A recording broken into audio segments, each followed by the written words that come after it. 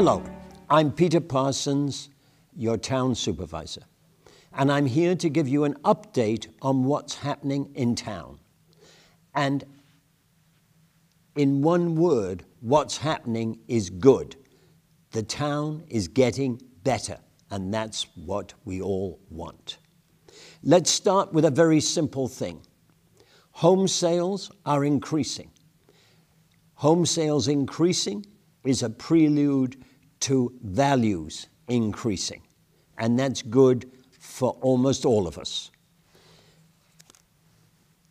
In terms of the community, last night I attended the South Salem Fire Department Carnival and Parade. There were smiles all over the place.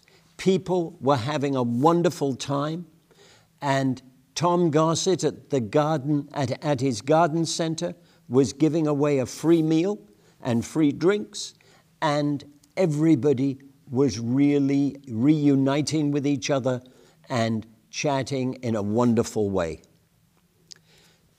At the beginning of September, on a slightly more somber note, but still incredibly important as a community event, Vista Fire Department on Sunday, the 10th of September at 8:30 in the morning is hosting a memorial service for those who were killed or fell in 9/11. We owe it to those people to show respect for them and to show up. More basically with the town, we reorganized the police department 12 months ago, and it's working. It's working well. Thanks to Chief Beckett, Sergeant Alfano, and a police force which seems enthusiastic about doing their job. On the more dramatic side, they have, and sad side, they have needed but been successful in rescuing people who have overdosed on drugs using naloxone, which they have become unfortunately proficient at, but it is a real service to the town and the families of those who have the problem. The number of positive comments that I am getting about our police force is really increasing and surprising me on just small things they've done to help people. Sometimes they're not quite so small. Erica Holtz found a guy who'd wandered off from his home, was searching to get home, and his family was really worried. But in fact, the poor gentleman had gone to another town and a previous house in which he'd lived. Erica tracked him down real quickly and got him home. Thanks to a whole lot of people in the community, we will have a police dog. This and a canine unit. This has been entirely funded by members of the community, and people, you and people like you, have dipped into their pockets, and the result is we will have a canine unit in Lewisboro. That should be in effect by December of 2017. We've had a Solarize campaign. I'm sure you've noticed the signs all over town. It's now over, but it was very successful. It took advantage of the town, the state, and the federal government all combining to give discounts at the same time. There were over 100 serious inquiries, and there are 20 installations which are proceeding. That is a major step towards avoiding global warming as it affects Lewisboro. The Highway Department, our biggest department in terms of money and in terms of often its effect on each individual in this town.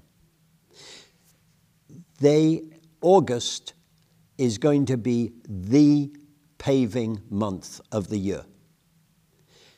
In Kitchewan, we are repaving Ridgeland, Hemlock, Lake Path, Brookside, Shore Trail, and then in Golden's Bridge, we're doing Green Hill Road, Manor Drive, Deer Track, Nash, Brady Lane, and Lois Lane. That's quite a lot. It means that more and more this town is catching up from the 4 years it avoided doing anything on the roads. We're moving forward, and it's a real improvement when our roads are easily drivable. Finally, in South Salem, we're going to repave, or we're going to work on Church Tavern to ensure that that fairly lengthy development road lasts for at least another 10 years. Let's go to Park and Rec. The fireworks were a splendid success. If you weren't there, you may well have seen them on Channel 20, the Lewisboro cable television channel. The weather cooperated, the fireworks were magnificent, and Mercedes-Benz of Golden's Bridge is to be much appreciated for the very major contribution they made to making that happen. Yesterday, at a different level, I went to a seniors' lunch, the Lobster Festival. I had a wonderful time, and the lobster was first class. Thank you, Pam Veith. The basketball courts at the town court are obviously a success. If we judge success by the number of people using them, they are truly a good addition to the town. At the pool, there is a new dining area which we paved, and I'm hoping that that will make that a more pleasant experience. Going forward, we are planning to rebuild and refurbish the changing rooms, which clearly need help. I'm hopeful that that will make using the pool a more pleasant experience. In addition, over at Honor True Farm Park, we are planning to add additional bathrooms because what we have at the moment is insufficient.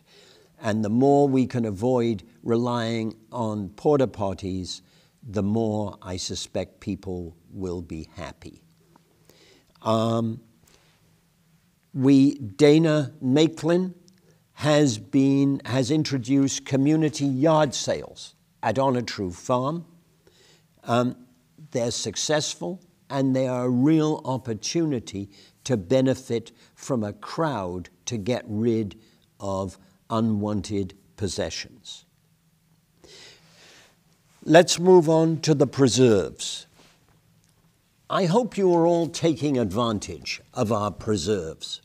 Here is the handbook to them, which is on sale for $7 at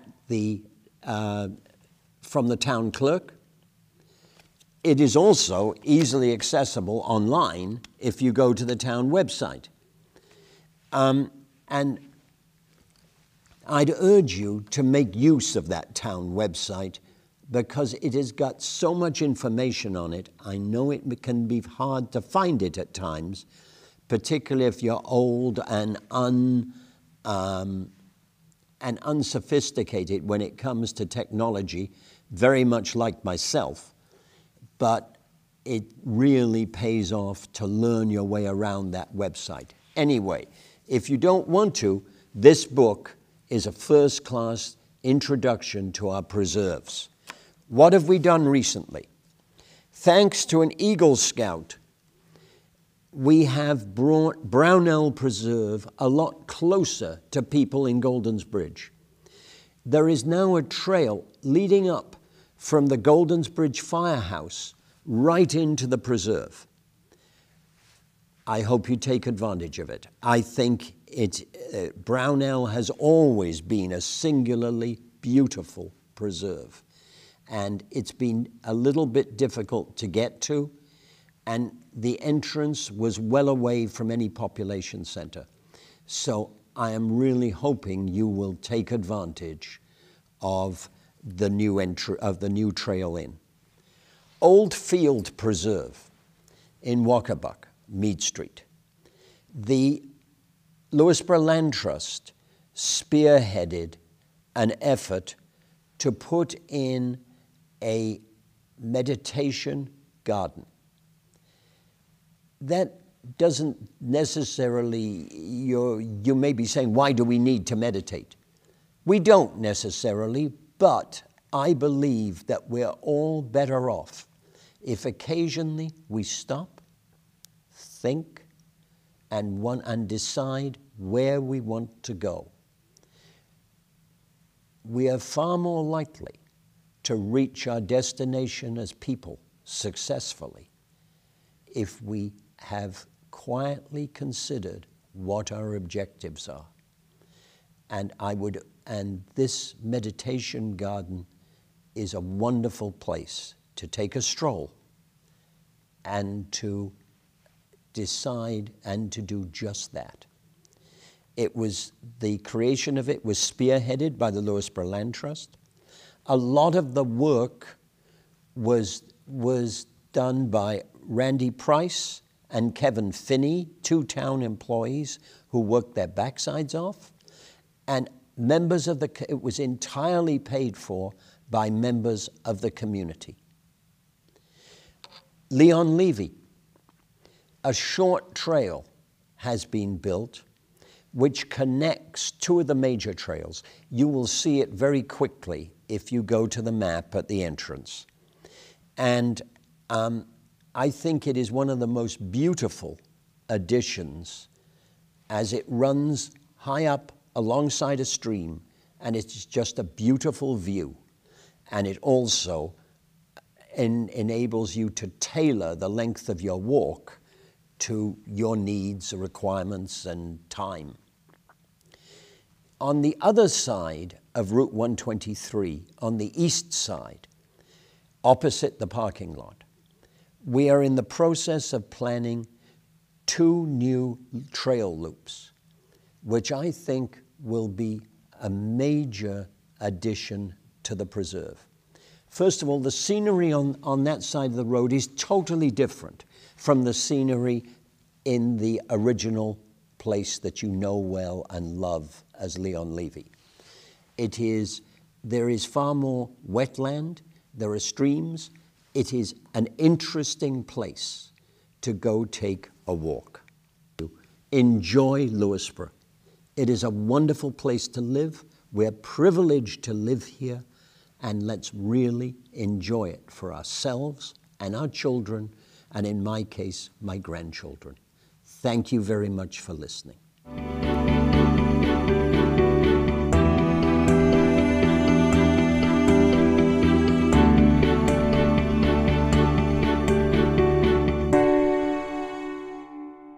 You're watching Lewisboro Community Television, Channel 20.